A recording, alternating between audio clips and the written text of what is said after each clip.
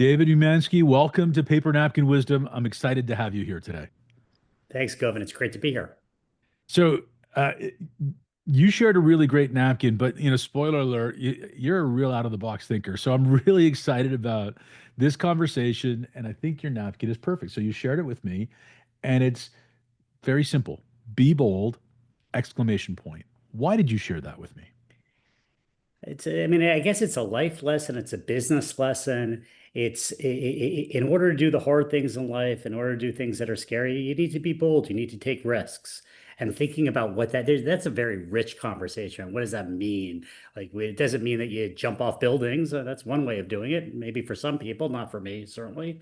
But it means for me and for Civic Builders, our organization, it means it means finding the hard problems, but the problems that have big impact.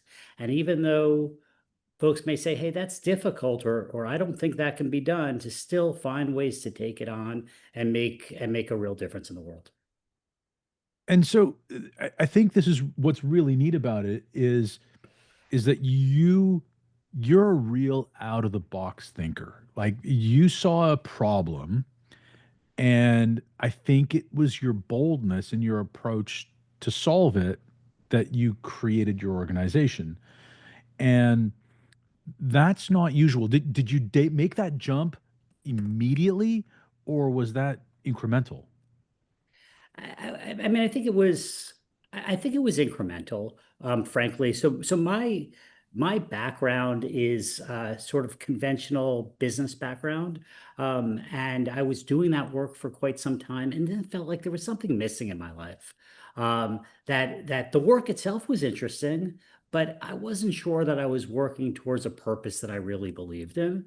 And so I pivoted with my career and then founded this organization, Civic Builders, which, as you mentioned, it seeks to solve a very niche problem, a problem that many people may not know exists, but I think is a very fundamental problem with it for education. And so I'll just take a minute and say what that is, which Yeah, what is is that problem? right. So if we think about schools, we often think about, well, if we want a good school, we need to have a great principal. We need great teachers. We need a curriculum. But you also need something else, which is a school building, right? If you don't have a school building, in most cases, you don't have a school. And school buildings are one of the big obstacles to opening up new great schools in this country. And this country desperately needs new great schools, right? There's an urgency here. There is our education system is failing thousands and thousands and hundreds of thousands of children each year and not setting them up for success. And so that's the big problem that we're trying to solve. And the niche way that we solve it is around this facilities work. So I think this is really important to understand. Why why is it so hard to get schools built? Like why is the building the problem in your mind? Well, I guess I'd start out by maybe going back a little bit and saying, if you look at the bottom quartile of schools in this country, it is by and large the same schools in the that would have been in the bottom quartile, were in the bottom quartile 20 years ago. Hmm. We have a real problem at turning around schools. It's a hard thing to do. And so that's one of the reasons that these things called charter schools have come into existence, which give young, not necessarily young, but education entrepreneurs the opportunity to open up new schools. And these people, they do tend to be younger and they are energetic and creative and they care about the work. And it's their job to hire all of the teachers and to organize the school. And still, they need to also worry about building the building. And that is often where they get stuck. And so that's our focus is on making sure that that building can get built without having that school leader so distracted by the building that they're not able to do the work that they should be focused on.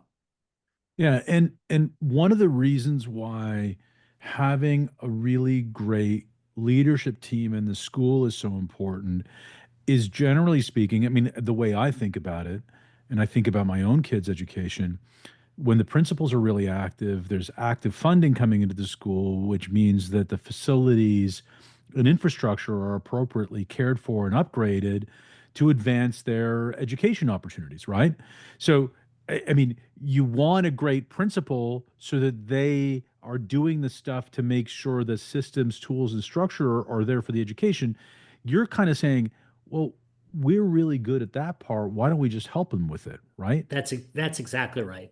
That's exactly right. Let us do the construction so they can do the instruction, if you will. Let us focus on the building so that they can focus on what they're good at. Okay. So you made this leap, and you said it was incremental. I'm gonna bet that you sitting around with a conventional business and then said, you know what I'm gonna do? I'm gonna go to this place where people struggle to keep the schools open, and I'm gonna start building buildings. I'm guessing that people didn't, break down your door trying to help you. Well, and it's the perfect sort of storm for the problem that's too big. You, David Umansky, working out of your basement, can solve this problem that requires tens of millions of dollars, sometimes for each school building. And, at this point, we've worked with over 100 schools. And so where we are today, I think I could not have imagined it. And everybody, so many people were telling me it's just not possible. And that's the boldness that we're talking about. Right. Right. So you and I think this is so important. Your napkin is be bold, but you even said you didn't imagine that what you're doing today is possible, right? So this is the incremental nature of it, these micro goals along the way, because you're talking about solving a problem that municipalities are challenged by, That's right. that Yeah. district and state governments are challenged by, and if anybody's been paying attention to the news, is a pretty big hot button nationally as well, right? So these are big problems, and you're sitting there in your basement going, "Hey, I can dent this universe." What made you think that you could? Well, we got, first of all, very, very fortunate in that uh, I and a number of other people started Civic Builders at just after charter schools started in New York City. And there were a lot of philanthropists that said, we actually really do want to help. So normally, if you start a not-for-profit, you go around and you say, hey, I got this great idea. Please give me money for it. Here, it was almost a little bit different. The philanthropist said, we see this problem lurking. We've got money. We need a solution. And myself and a number of other co-founders were able to develop a plan that started small for sure and was incremental, but attracted their interests and helped us get to where we are today. That's great. Did you ever, so that's great that the people were there. There was like an upswell of support to see to make this happen. Where were the early obstacles then? Because I would have thought that capital would have been the early one, but it sounds So like maybe it wasn't. No, capital was not our first obstacle. I mean, oh my gosh, there were so many early obstacles. Sure, at first, well, I mean, at first, just coming up with the right plan. And part of our plan was this idea that we should deal with the real estate so that schools didn't need to. And we thought, the best way to do that is actually develop the building, be a real estate developer, bring the financing in, design the building. But when we got started, we didn't do that. That requires a lot of capital. So we started out by consulting, but we did a lot of talking about development. And I sat down at one point with a major philanthropist in New York City who said to me, David, I have a piece of advice for you. If you want to build buildings, you need to build buildings. So his point was, you got to do it. You have to stop talking and start doing. And so, if you're asking about what some of the obstacles were, we ourselves were one of the obstacles. We ourselves, it's interesting. I hadn't quite thought about it like this, but we had to not just convince others, but convince ourselves that we were ready for this. And that's to be And bold, right? Like that's be bold. And you that's a had to bet nice, on yourself. that's right. And that was it was a very meaningful conversation I had with this person. And that gave us the push to get started with the first building. And here we are 110 buildings later. Amazing. So I think that for a lot of entrepreneurs, when you start that first thing, we have a hard time of making it bad and making it better. Like the first time we do it is never the way we're going to do it after 100 times, right? You've Sure. learned so much along the way. How did you, you're building schools though. So how did you make sure that in that process of continuous improvement, your stakeholders understood that the first time you did it wasn't going to be the one that you should be measured on. You should be measured on something else. Or was that something you even were aware of at the time?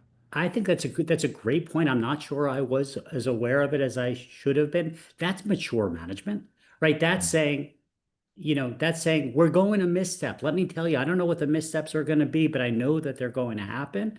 We did that a little bit back then, and then as we learned, we've done it. As we've had experiences, we do that more. But and also people understand, right? They understand that if you are trying hard, if you're succeeding a lot, but not always, that they don't they can give you some grace for some of those missteps. But to your philanthropist's advice, right? If you're trying hard, isn't just trying hard, it's doing hard. Like Yeah, you were called to action. And that's what people forgave if you misstepped along the way. If you took the step and adjusted, they were willing to forgive that. But if you were just sitting around talking about there it, there they were they had, and I think that was his subtext, right? It was that we want you to do. We don't want you just to talk. And so talking is doing and making a mistake is much more forgivable than not doing. so the other thing that I think is really interesting about this is that you made a purpose-driven shift, right? For you. You were in business and turned right and said, no, there's something more. I want to do this other thing. What was that call to action? So that you're talking about the call to action in the doing rather than talking. What pushed you from your old life to this new one? That's a great question. I think I've always had inside of me this desire to contribute in some way. Frankly, I think it comes from family, from religion. I you I'm Jewish, and we have this idea that about repairing the world, that it's important to repair the world. And that really sat with me. At the same time, I also had very conventional parents who wanted you to be a doctor or a lawyer or something like that. And so I chose business, but it never quite felt right. And I had sort of a split personality in that I was doing the work and I was volunteering and doing other things, and I wanted to bring those two things together. And when I started talking to people about it, I said, "Hey, I've got an MBA and I'd like to work at a not-for-profit." And they said, "You should go out and get a social work degree. That's what people have who work at not-for-profits." And that wasn't me. I knew that that's not, that would not have satisfied me. And here I feel like I have sort of the best of both worlds. I do real business. We do financings and deal negotiations, and we're doing this for the benefit of kids that currently, don't have great opportunities, and we're giving them better opportunities. And so that feels very good. Yeah. So you, all right. This is fun to me because 2000, early 2000s real estate had a couple hiccups along the way in the last 20 23 years. Yeah. Uh, you know, Especially real estate finance, and that's the world that you're playing in significantly. So, how did those challenges impact the work that you're doing? And I love that you've got the smiling faces of children behind you. I'm sure that was a motivating factor through those challenges, but it's also a lot of pressure, right? Sure. And by the way, the calendar is pressure. If you're building a restaurant, it's not maybe so terrible if you open in June instead of May. If you're building a school building, you got to open in late August, and November is just unacceptable. So yeah, there is a lot of pressure with that. And you're right in that they're the obstacles that every real estate developer faces. I mean, today it's tariffs, right? It had been in the Great Recession, it was just being able to borrow money. In COVID, I mean, COVID was wacky. We didn't really know what the value of real estate was at the time because are people going to work and what is it? So it impacted values tremendously. So we face all of that, as well as other challenges of working with schools and delivering on school timelines, et cetera. But that's also what makes it fun, right? Like, in other words, the challenge is it's invigorating to be able to find solutions. And a nice thing about doing sort of mission-based work is that lots of people are around to help you. They're like, there are plenty of folks who I can call up who, if there is a tricky issue to negotiate, who are more than happy to help. Sometimes it's because we have a relationship, but often it's because they know that the work we're doing is important in the community and they want to be a part of it. That's amazing. So let's talk about your first school, right? I remember it well. Tell me about it. Tell me about how that started. So the very first school is it's called the Bronx Charter School of the Arts, and it's a small school in Hunts Point, Bronx, which at the time was the uh, a poorest congressional district in the United States, based on family income, and a real dearth of excellent schools. And we met this dynamic school leader, who said, "I've got a vision of building a school here." And that was the building where the gentleman had said to me, it's time to start doing. And That project was probably a tenth of the size of projects that we do now. Um, 10th. it was small. It was very small, and we still really didn't have enough money to do it. And we somehow pulled it together. But then we had a proof point. And this building was, we were so concerned about price on this building that we didn't do some basic things that you should do in schools, like putting treads on the staircases. And we had to come in after. We didn't have the $10,000 to add the treads, and we came in after and added the treads. But that's how tight things were. But once we got that building built, and it's a beautiful building with bright colors on the outside, like sort of colored bricks that are really beautiful, big wide hallways, lots of light. And it became a proof point. So that's where now we went out, and then things start going. That's the incremental in some ways. You kind of do the little building, and then you do the medium-sized building, and there you go. So let's talk about that little building now. When you got that building up and running, when you delivered the building to the school, how did that boldness come out? Like, what did that feeling feel like? I'll tell you, before we delivered the building, we the kids were at a sort of a dilapidated public school building that wasn't going to be able to handle them as they grew. These schools tend to start small, and then they start maybe with a kindergarten and first grade, and then they bring in a second grade and a third grade, and so they were going to grow out of the building. But they were in their temporary location, and we brought the kids together in front of this. It was a old salami factory that we turned into a school, and we put them in front of the old slime factory, which was not a pretty building at all at the time. And we gave them paint and brushes, and we had them paint their sort of vision of what a elementary school building could look like in this neighborhood. And that was fantastic. That Wow. was fantastic. And then a year and a half later or so, we brought those same kids who, were tiny. And then, so they went from kindergarten to maybe second grade, and they came back, and they had on these little hard hats that they painted. And we had a ribbon cutting ceremony, which was amazing. And seeing the families, the parents, as the kids, I mean, these kids are always just the cutest, but the families were so grateful and so excited. It was an amazing feeling. And in some ways, it just reminds me, space matters to people. And of course, school space matters. It's nice to work in an office that has light, right? No, we don't want to work in a space that has no windows. We don't, we want the space to be clean and bright and to be, very usable.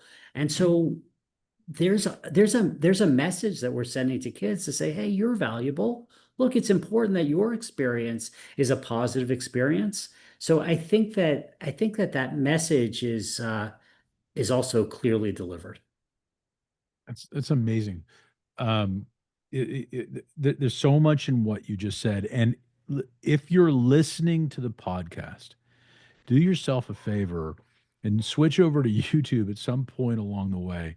And I hope you just take a look at the way David's face lit up when talking about delivering that school, because I think that being bold comes with a little bit of, there's a resilience to sticking through some significant challenges. I mean, you're talking about 18 months in a few sentences, and there would have been, you talked about not having the funds to do all of the things that you wanted to do along the way.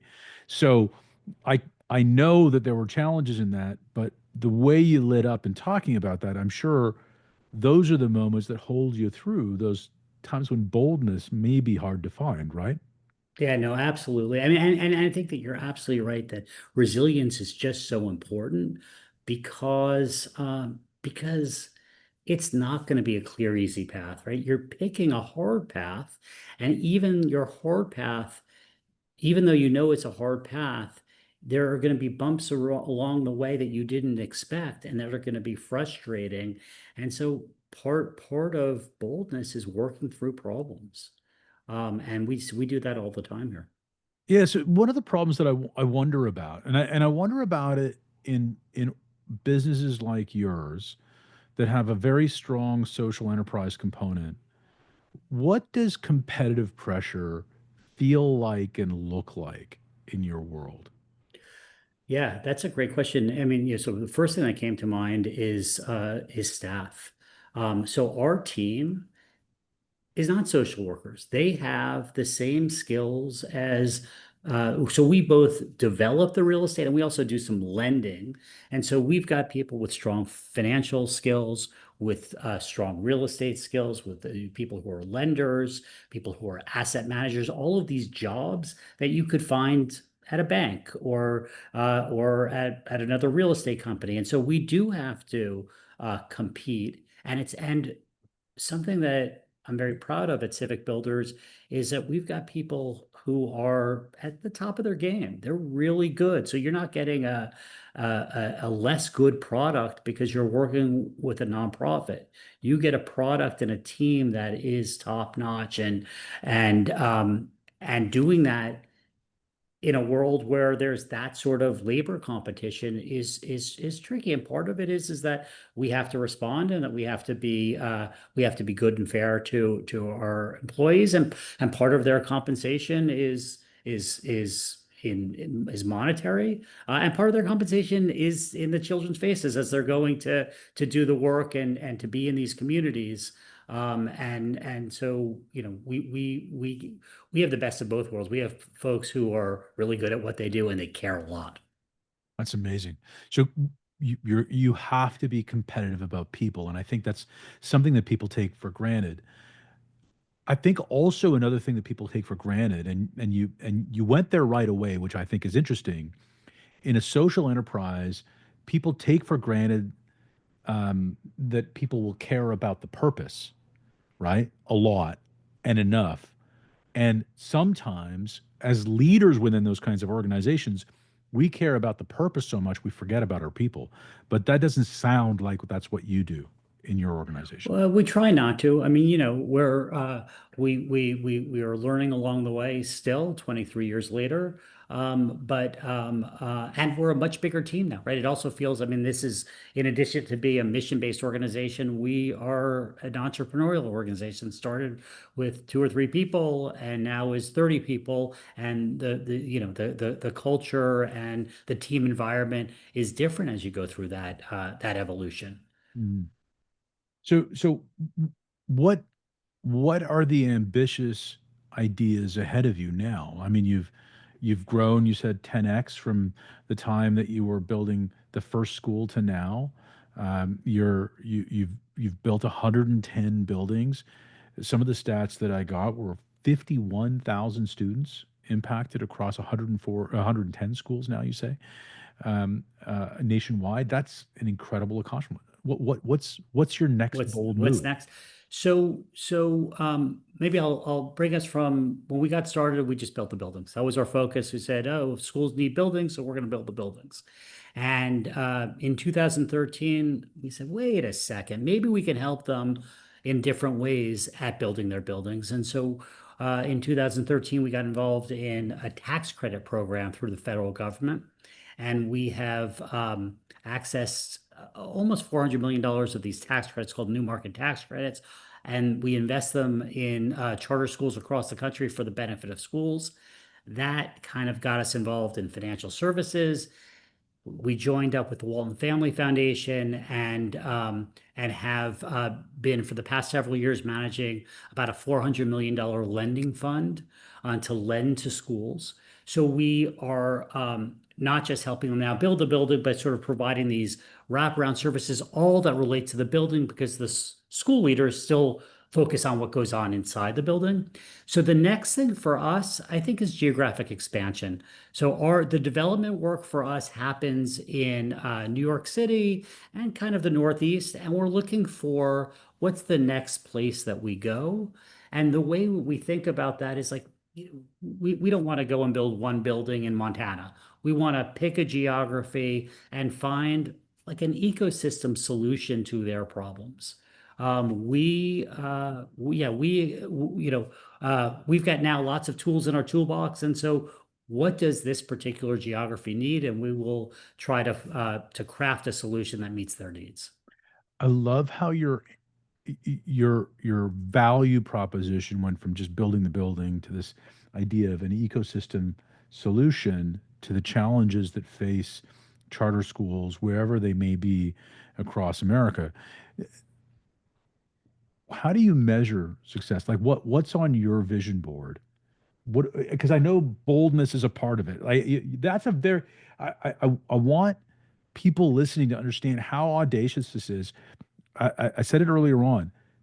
Municipalities, regional and state governments, and the federal government are heavily challenged with creating these ecosystems around schools to support them organically. You have done this. You have done this incrementally. This is amazing work. This is important work. This is the future, not just of one nation, but of many nations. This is a great model. How do you measure that success? Well, so we measure it in a bunch of different ways. But the metric that we count is how many students are we impacting. Every time we build a new building, it's probably 500 more students each year that go through these buildings. So that's an important metric for us. But we also then focus on the quality of the education that happens in those buildings, because we're not building buildings for building's sake. We're building buildings for education's sake. So people have opportunities.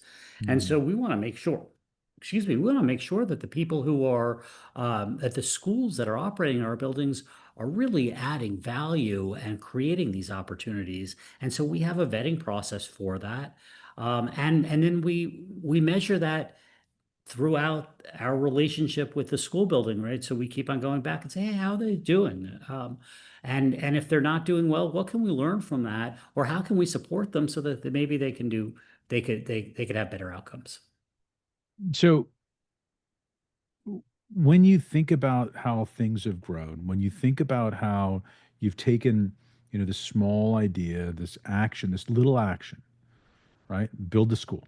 You can't talk about building buildings, you have to build the buildings, right? You can't talk about building an ecosystem. You're building the ecosystem, right? And it sounds like a 360 review process where you're being able to do that. Um, has there ever been a situation where even one of the graduates of one of these schools has come by and knocked on the door at Civic Builders and said, "Hey, I'd like to help with your mission"? We have two people working at Civic Builders who have been through school programs of schools that we've built. So yes, the answer is yes, and that is really gratifying. Yeah, I can imagine.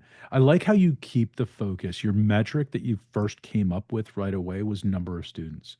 And I think that for a lot of entrepreneurs, especially ones that are socially motivated, they get very complex with their KPI and the things that they're trying to measure, and it becomes, maybe opaque as a result. You're really focused on students. Is that a deliberate process? Is that something that is hard to remain the focus on? It sounds very intentional. We did some serious thinking about that early on, and it is that's why we're doing the work. That's why we're doing the work, and so the more kids that we can impact, the better. But we do want to be careful and making sure that we're not just building empty buildings, but we're building buildings that add value. And so that's what it is intentional and it matters a lot to us. Yeah, you're not building buildings. I remember one time somebody explaining to me the one thing you don't want to do in real estate in any way, shape, or form is store air. Right. And and Yeah. and you're not building those beautiful buildings to store air. Yep. So so if what is the surprising thing that you've learned about building an education ecosystem around these charter schools that you thought that surprises you the most? Or what are some of the things that surprise you the most about this? Yeah, I don't know about surprise. So one thing that's interesting is that charter schools, some of the strength of charter schools is their independence. They have bold ideas themselves. They have different ways of doing things. Some of the schools are, you know, provide career and technical education. Some of the schools provide more classical education. There's a whole variety of ways that schools happen. And that that uh, uh, that landscape is made stronger by its diversity.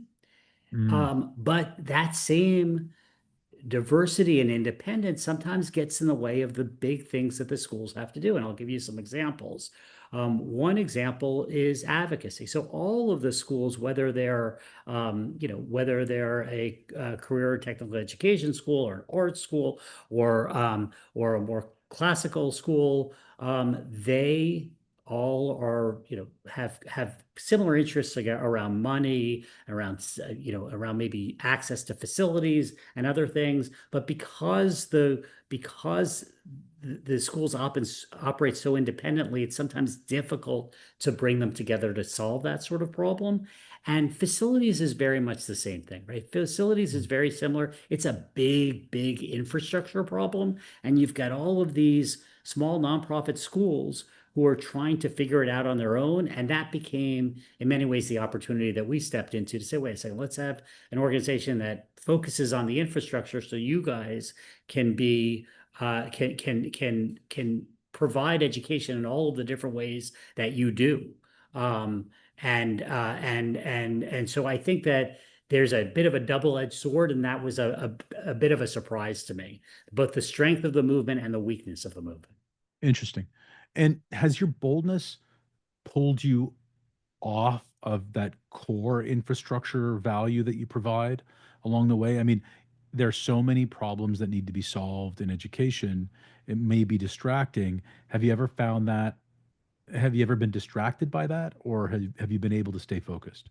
No, I think we've been able to stay focused. Then it's nice when you sort of generalize like that, you can find analogs that you can learn from.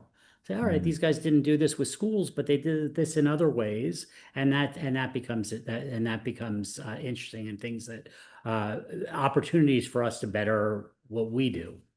That's amazing. Well, I know there's a lot more we could dig in here, and I'm sure I'm sure we could, but our time is nearly at the end.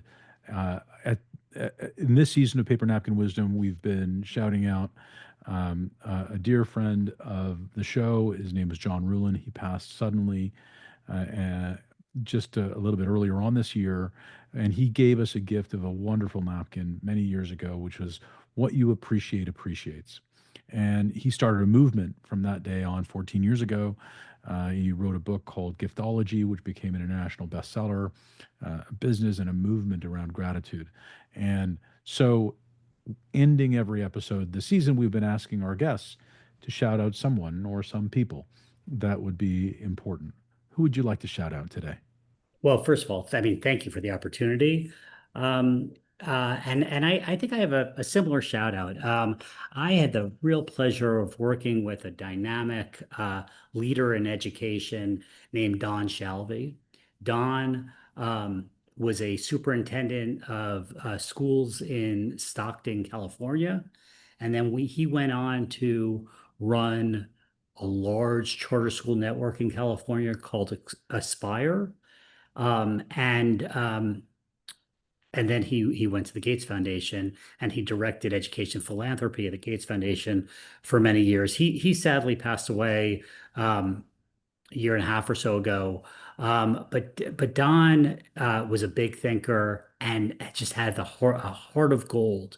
Don actually identified for us, he was very interested in helping this community in Rhode Island, centered around Central Falls, which is a 1 square mile um, uh, community, sort of in an industrial area. There's a lot of poverty. The town had to declare bankruptcy at some point, and Don was convinced that the way to prosperity was through education, and was ready to make a big bet there. And so we joined with him. We built 3 school buildings in the neighborhood, which is a lot for a small area.